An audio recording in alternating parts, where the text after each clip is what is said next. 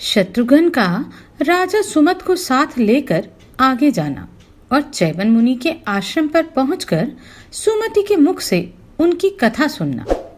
चैवन का सुकन्या से विवाह। शेष जी कहते हैं, तदनंतर नरश्रेष्ठ राजा सुमत ने श्री रघुनाथ जी की उत्तम कथा सुनने के लिए उत्सुक होकर स्वागत सत्कार से संतुष्ट हुए शत्रुघ्न जी से वार्तालाप आरंभ किया। महामते, संपूर्ण लोकों के शिरोमणि, भक्तों की रक्षा के लिए अवतार ग्रहण करने वाले तथा मुझ पर निरंतर अनुग्रह रखने वाले भगवान श्री राम अयोध्या में सुखपूर्वक तो विराज रहे हैं ना। ये सब लोग धन्य हैं जो सदा आनंद मग्न होकर अपने नेत्र पुटों के द्वारा श्री रघुनाथ जी के मुखारविंद का मकरंद पान करते रहते हैं। नरश्रेष्ठ, अब मेरी कुल परंपरा तथा राज्य भूमि आदि सब वस्तुएं पूर्ण सफल हो गईं। दया से द्रवित होने वाली माता कामाक्षा देवी ने पूर्व काल में मुझ पर बड़ी कृपा की थी। राजाओं में श्रेष्ठ वीर सुमत के ऐसा कहने पर शत्रुघ्न ने श्री रघुनाथ जी के गुणों को प्रकट करने वाली सब कथाएं कह सुनाई। वे 3 रात्रि तक वहां ठहरे रहे। इसके बाद उन्होंने राजा के साथ वहां से जाने का विचार किया। उनका अभिप्राय जानकर सुमुद ने शीघ्र ही अपने पुत्र को राज्य पर अभिषिक्त कर दिया तथा उन महाबुद्धिमान नरेश ने शत्रुघ्न के सेवकों को बहुत से वस्त्र, रत्न और नाना प्रकार के धन दिए। तत्पश्चात शत्रुघ्न ने धनुष धारण किए हुए राजा समुद को साथ लेकर अपने बहुज्ञ मंत्रियों, पैदल योद्धाओं, हाथियों और अच्छे घोड़े जुते हुए अनेकों रथों के साथ वहां से यात्रा आरंभ की। श्री रघुनाथ जी के प्रताप का आश्रय लेकर वे हंसते हंसते मार्ग तय करने लगे। पयोष्णी नदी के तीर पर पहुंचकर उन्होंने अपनी चाल तेज कर दी तथा शत्रुओं पर प्रहार करने वाले समस्त योद्धा भी पीछे पीछे उनका साथ देने लगे। वे तपस्वी ऋषियों के भांति भांति के आश्रम देखते तथा वहां श्री रघुनाथ जी के गुणगान सुनते हुए यात्रा कर रहे थे। उस समय उन्हें चारों ओर मुनियों की यह कल्याणमय वाणी सुनाई पड़ती थी, यह यज्ञ का अश्व चला आ रहा है जो श्रीहरि के अंशावतार श्री शत्रुघ्न जी के द्वारा सब ओर से सुरक्षित है। भगवान का अनुसरण करने वाले वानर तथा भगवत भक्त भी उसकी रक्षा कर रहे हैं। जिनकी चित्तवृत्तियां भक्ति से निरंतर प्रभावित रहती हैं, उन महर्षियों की पूर्वोक्त बातें सुनकर शत्रुघ्न जी को बड़ा संतोष हुआ। आगे जाकर उन्होंने एक विशुद्ध आश्रम देखा जो निरंतर होने वाले वेदों की ध्वनि से उसको श्रवण करने वाले मनुष्यों का सारा अमंगल नष्ट किए देता था। वहां का संपूर्ण आकाश अग्निहोत्र के समय दी जाने वाली आहुतियों के धूम से पवित्र हो गया था। श्रेष्ठ मुनियों के द्वारा स्थापित किए हुए अनेकों यज्ञ संबंधी यूप उस आश्रम को सुशोभित कर रहे थे। वहां सिंह भी पालन करने योग्य गायों की रक्षा करते थे। चूहे अपने रहने के लिए बिल नहीं खोदते थे क्योंकि वहां उन्हें बिल्लियों से भय नहीं था। सांप सदा मोरों और नेवलों के साथ खेलते रहते थे। हाथी और सिंह एक दूसरे के मित्र होकर उस आश्रम पर निवास करते थे। मृग वहां प्रेम पूर्वक चरते रहते थे। उन्हें किसी से भय नहीं था। गायों के थन घड़ों के समान दिखाई देते थे। उनका विग्रह नंदिनी की भांति संपूर्ण कामनाओं को पूर्ण करने वाला था।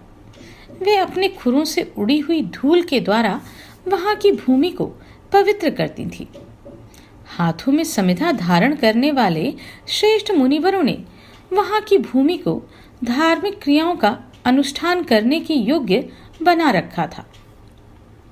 उस आश्रम को देखकर शत्रुघ्न ने सब बातों को जानने वाले श्री राम मंत्री सुमति से पूछा, सुमते, ये सामने किस मुनि का आश्रम शोभा पा रहा है? यहाँ सब जंतु आपस का बैर भाव छोड़कर एक ही साथ निवास करते हैं तथा यह मुनियों की मंडली से भी भरा पूरा दिखाई देता है।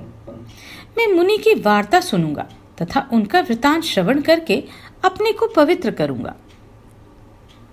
महात्मा शत्रुघ्न के ये उत्तम वचन सुनकर परम मेधावी श्री रघुनाथ जी की मंत्री सुमति ने कहा, सुमित्रा नंदन, इसे महर्षि चैवन का आश्रम समझो। ये बड़े बड़े तपस्वियों से सुशोभित तथा वैर शून्य जंतुओं से भरा हुआ है। मुनियों की पत्नियां भी यहाँ निवास करती हैं। महामुनि चैवन वे ही हैं जिन्होंने मनुपुत्र शर्याति के महान यज्ञ में इंद्र का मान भंग किया था और अश्विनी कुमारों को यज्ञ का भाग दिया था। शत्रुघ्न ने पूछा, मंत्रिवर, महर्षि चैवन ने कब अश्विनी कुमारों को देवताओं की पंक्ति में बिठाकर उन्हें यज्ञ का भार अर्पण किया था तथा देवराज इंद्र ने उस महान यज्ञ में ऐसा क्या किया था? सुमति ने कहा, सुमित्रा नंदन, ब्रह्मा जी के वंश में महर्षि भृगु बड़े विख्यात महात्मा हुए। एक दिन संध्या के समय समिधा लाने के लिए वे आश्रम से दूर चले गए। उसी समय दमन नाम का एक महाबली राक्षस उनके यज्ञ का नाश करने के लिए आया और उच्च स्वर से अत्यंत भयंकर वचन बोला। कहाँ है वह अधम मुनि और कहाँ है उसकी पाप रहित पत्नी? वह रोष में भरकर जब बारंबार इस प्रकार कहने लगा तो अग्नि देवता ने अपने ऊपर राक्षस से भय उपस्थित जानकर मुनि की पत्नी को उसे दिखा दिया। वह सती साध्वी नारी गर्भवती थी। राक्षस ने उसे पकड़ लिया। बेचारी अबला कुररी की भांति विलाप करने लगी, महर्षि भृगु, रक्षा करो, पतिदेव बचाओ, प्राणनाथ तपोनिधे मेरी रक्षा करो। इस प्रकार वह आर्त भाव से पुकार रही थी। तथापि राक्षस उसे लेकर आश्रम से बाहर चला गया और दुष्टता भरी बातों से महात्मा भृगु की उस पतिव्रता पत्नी को अपमानित करने लगा। उस समय महान भय से त्रस्त होकर वह गर्भ मुनि पत्नी के पेट से गिर गया। उस नवजात शिशु के नेत्र प्रज्वलित हो रहे थे, मानो सती के शरीर से अग्निदेव ही प्रकट हुए हों। उसने राक्षस की ओर देखकर कहा, ओ दुष्ट, अब तू यहां से ना जा, अभी जलकर भस्म हो जा।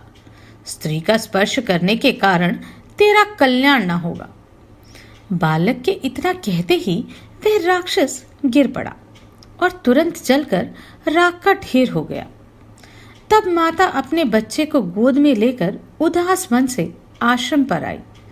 महर्षि भृगु को जब मालूम हुआ कि यह सब अग्निदेव की करतूत है तो वे क्रोध से व्याकुल हो उठे और शाप देते हुए बोले, शत्रु को घर का भेद बताने वाले दुष्ट आत्मा, तू सर्वभक्षी हो जा, अर्थात पवित्र अपवित्र सभी वस्तुओं का आहार कर। यह शाप सुनकर अग्निदेव को बड़ा दुख हुआ। उन्होंने मुनि के चरण पकड़ लिए और कहा, प्रभु, तुम दया के सागर हो, महामते मुझ पर अनुग्रह करो। धार्मिक शिरोमणि, मैंने झूठ बोलने के भय से उस राक्षस को आपकी पत्नी का पता बता दिया, इसलिए मुझ पर कृपा करो। अग्नि की प्रार्थना सुनकर तपस्वी मुनि दया से द्रवित हो गए और उन पर अनुग्रह करते हुए इस प्रकार बोले, अग्नि, तुम सर्वभक्षी होकर भी पवित्र ही रहोगे। तत्पश्चात परम मंगलमय विप्रवर भृगु ने स्नान आदि से पवित्र हो हाथ में कुश लेकर गर्भ से गिरे हुए अपने पुत्र का जातकर्म आदि संस्कार किया। उस समय संपूर्ण तपस्वियों ने गर्भ से च्युत होने के कारण उस बालक का नाम चैवन रख दिया। भृगु कुमार चैवन शुक्ल पक्ष की प्रतिपदा के चंद्रमा की भांति धीरे धीरे बढ़ने लगे। कुछ बड़े हो जाने पर वे तपस्या करने के लिए जगत को पवित्र करने वाली नर्मदा नदी के तट पर गए। वहां पहुंचकर उन्होंने 10,000 वर्षों तक तपस्या की। उनके दोनों कंधों पर दीमक ने मिट्टी का ढेर जमा कर दिया और उस पर 2 पलाश के वृक्ष उग आए। हरिण उत्सुकता पूर्वक वहां आते और मुनि के शरीर में अपनी देह रगड़कर खुजली मिटाते थे, किंतु उनको इन सब बातों का कुछ भी ज्ञान नहीं रहता था। वे अविचल भाव से स्थिर रहते थे। एक समय की बात है, मनु के पुत्र राजा शर्याती तीर्थ यात्रा के लिए तैयार होकर परिवार सहित नर्मदा के तट पर गए। उनके साथ बहुत बड़ी सेना थी। महानदी नर्मदा में स्नान करके उन्होंने देवता और पितरों का तर्पण किया तथा भगवान श्री विष्णु की प्रसन्नता के लिए ब्राह्मणों को नाना प्रकार के दान दिए। राजा के एक कन्या थी जो तपाए हुए सोने के आभूषण पहनकर बड़ी सुंदरी दिखाई देती थी। वह अपनी सखियों के साथ वन में इधर उधर विचरने लगी। वहां उसने महान वृक्षों से सुशोभित वल्मिक अर्थात मिट्टी का ढेर देखा, जिसके भीतर एक ऐसा तेज दिख पड़ा जो निमेष और उन्मेष से रहित था। उसमें खुलने और मिचने की क्रिया नहीं होती थी। राजकन्या कौतूहलवश उसके पास गई और शलाकाओं से दबाकर उसे फोड़ डाला। फूटने पर उससे खून निकलने लगा। यह देखकर राजकुमारी को बड़ा खेद हुआ और वह दुख से कातर हो गई। अपराध से दबी होने के कारण उसने माता और पिता को इस दुर्घटना का हाल नहीं बताया। वह भय से आतुर होकर स्वयं ही अपने लिए शोक करने लगी। उस समय पृथ्वी कांपने लगी, आकाश से उल्कापात होने लगे, सारी दिशाएं धूमिल हो गईं तथा सूर्य के चारों ओर घेरा पड़ गया। राजा के कितने ही घोड़े नष्ट हो गए, बहुतेरे हाथी मृत्यु को प्राप्त हुए, धन और रत्न का नाश हो गया तथा उनके साथ आए हुए लोगों में परस्पर कलह होने लगा। वह उत्पात देखकर राजा डर गए। उनका मन कुछ उद्विग्न हो गया।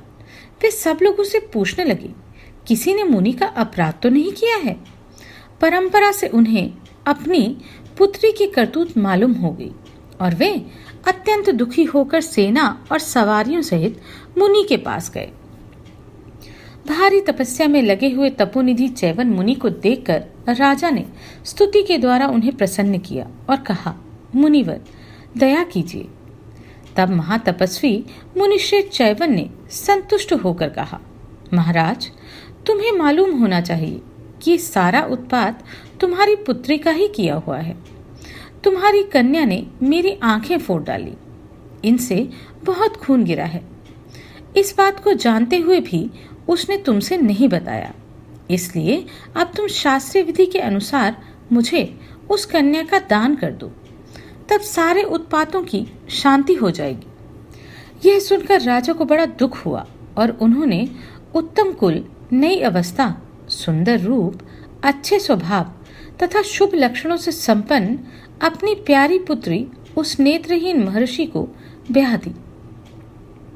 राजा ने कमल के समान नेत्रों वाली उस कन्या का जब दान कर दिया तो मुनि के क्रोध से प्रकट हुए सारे उत्पात तत्काल शांत हो गए।